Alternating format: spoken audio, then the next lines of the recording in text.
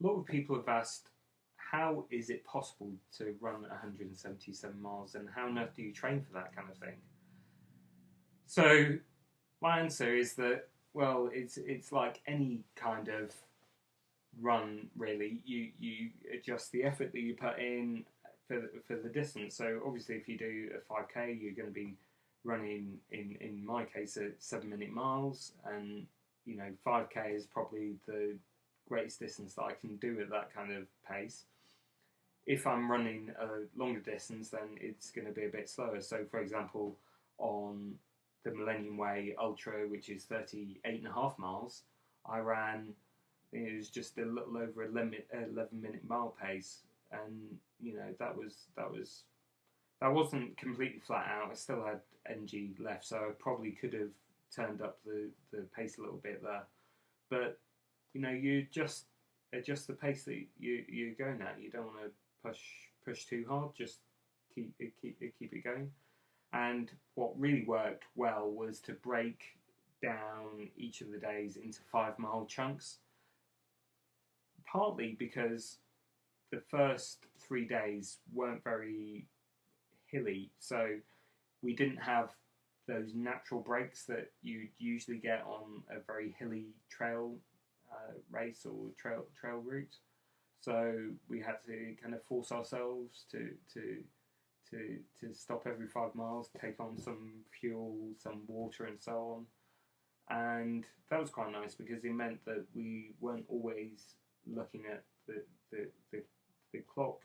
We were stopping roughly every hour, so we didn't look at pace or distance. We just looked more or less at the time and then checked the distance we travelled, and then when it notched up to the 5 mile marker, then we had a little bit of a breather. I think the other thing in terms of preparation, well, as you know, I don't really do any training as such. What I do is I run commute, so I get off the train early and run about 4 miles into work every day, and I do the same in reverse. So I'm covering, sometimes with a bit of variation, between 7 and 8 miles each and every working day. I take Saturdays off, and I do a short, well, I guess a kind of long run on Sunday, but those long runs tend not to be anything more than, say, 10 miles, and often less.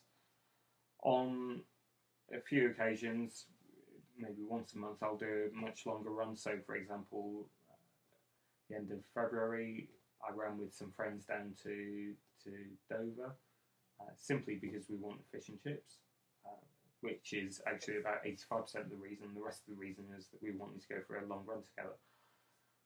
So I sometimes do these longer runs. I do a lot of Long Distance Walkers Association runs as well, so I run those. They welcome runners, and I do a lot of events as well. So I'm quite keen on the Beyond Marathon events because they're very focused on ultra runners, and they're very runner focused rather than being about DVD marketing campaigns and all that kind of stuff. So it's all about the runner, and they're not expensive. They're really, really reasonable. So that's kind of how I prepared for it and how we actually did it on the day. I think what was really good as well was to have people run with us. So we had a lot of support from the club and other runners who weren't in the club, but we know through the club. So people ran either a whole day with us, which could be up to 54 miles, or sometimes 10 miles or 15 miles with us. So that was really quite nice because it broke it up, it gave it a bit more interest as well. I mean, after a while, we do get a bit bored of each other, I guess, and I guess other people get bored of me banging on about the same thing. So it was quite nice to have a bit of a chat with a few other people, a bit new blood into the group running around the coast. The other thing I think really helped was that we had these checkpoints along the way. So they weren't complicated at first. It was basically grabbing stuff out of the back of a car, that kind of thing, and being generally pampered and looked after, made cups of tea and coffee and all that kind of stuff. So that was really, really nice and worked really well.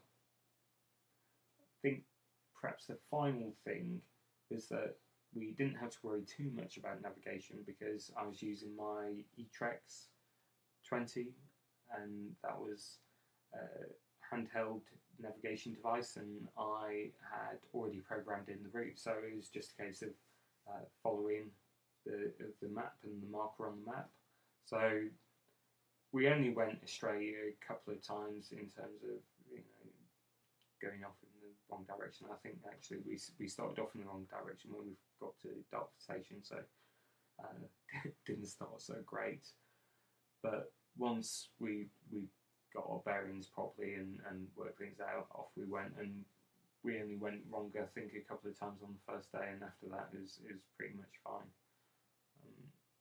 So there's quite a lot of planning that went into it, and we're really grateful for all the help that we had from the club, the guys who ran with us, and also the checkpoint support, and also the lovely people, Martin and Nick, Sophie and David, who we stayed with at night on the end of the first day and the end of the second day. So that was absolutely great.